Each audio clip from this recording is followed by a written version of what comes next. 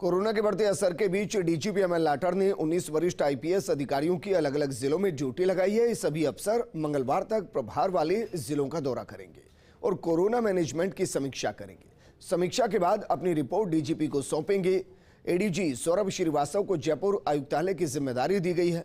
जयपुर में corona management को लेकर एडीजी सौरभ श्रीवास्तव से खास बातचीत की हमारे सहयोगी शिवेंद्र सिंह परमार ने। आप भी सुनिए।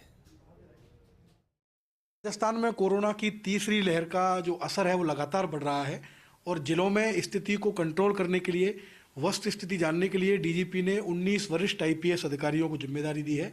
सौरभ श्रीवास्तव उनमें से एक हैं जिन्हें जयपुर कमिश्नरेट की जिम्मेदारी मिली है। उनसे बातचीत करेंगे। सर, आपको जिम्मेदारी दी है कि जयपुर कमिश्नरेट में किस तरह के हालात हैं, खासकर जो जयपुर के चारों पुलिस जिले हैं सर, तो किस तरीके से आपने रिव्यू किया है सर, क्या पाया है आपने अभी तक सर?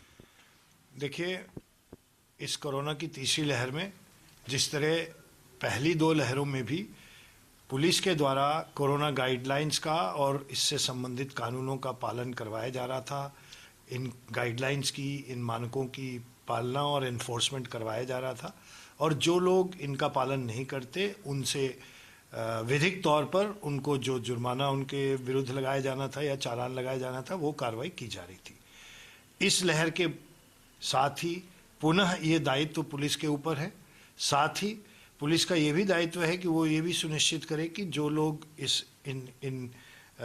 कोरोना की वजह से व्यथित हैं, परेशान हैं, उन्हें अनावश्यक परेशानी नहीं हो। रात्रि कर्फ्यू या इस प्रकार के जो दूसरे रेस्ट्रिक्शंस लगाए गए हैं उनकी पालना पूरी तरह से हो जाए।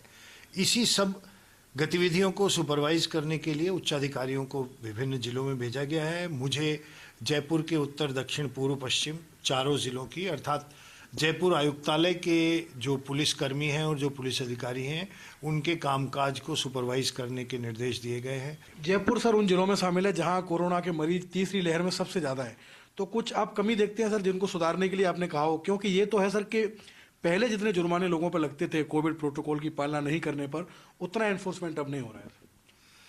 देखिए, जयपुर में मरीजों की संख्या ज़्यादा होने के कुछ और भी कारण हैं। एक तो अन्य सभी ज़िलों के मुकाबले जयपुर की जनसंख्या बहुत बड़ी है, कई गुनी है। इसके अलावा जयपुर के आसपास जो छोटे कस्बे हैं या छोटे ज़िले हैं, वहाँ से भी जो मरीज़ कोरोना पॉजिटिव होते हैं वो अपना इलाज कराने के लिए जयपुर आते हैं, क्योंकि जयपुर में अधिक सुविधाएं हैं, अधिक बड़े अस्पताल हैं, अधिक चिकित्सकीय सुविधाएं हैं। तो इन कारणों से ये संख्या ज़्यादा बढ़ती है। एक आखिरी सवाल और सर, भले ही जयपुर में कोरोना के मरीजों की संख्या ज़्यादा है तीसरी लहर में, लेकिन आप आश्वस्त हैं कि पैनिक जैसी स्थिति नहीं है और सब कुछ कंट्रोल में है? सभी चीज़ों के संबंध में जो व्यवस्थाएं की गई हैं, भविष्य में इस आशंका को देखते हुए कि यदि स्थितियां बिगड़ती हैं तो वो सभी क्वारंटाइन होम, अतिरिक्त बिस्तरों की व्यवस्था, ऑक्सीजन की व्यवस्था, सभी तरह की व्यवस्थाएं पहले से ही कर ली गई हैं। हम पहली लहर के मुकाबले इस लहर में अधिक जानकार, अधिक शिक्षित और अधिक संवेदनशील हो चुके हैं। हमें पता है कि किस तरह ये विपदा बढ़ सकती है और हम उसके लिए तैयार हैं। और जहाँ तक पुलिस विभाग का संबंध है, हम सभी कटिबद्ध हैं कि हम अपनी अन्य ड्यूटियों के साथ इस कार्य को भी पूर्ण दायित्व से निभाएंगे। तो ये एडीजी सौरभ श्रीवास्तव, जिनको कि जयपुर आयुक्तालय की जिम्मेदारी दी गई है, और उन्होंने कहा है कि पूरे जिले का उन्होंने भ्रमण किया है और वो आश्वस्त हैं कि कोरोना के मरीजों की संख्या भले ही ज़्यादा है, लेकिन पुलिस के लिहाज से सभी तैयारियां पूरी है और किसी भी तरह की पैनिक जैसी स्थिति जयपुर में नहीं है। कैमरामैन इकबाल के साथ Shivendra Pratap Singh Parmar, first India news, Jaipur.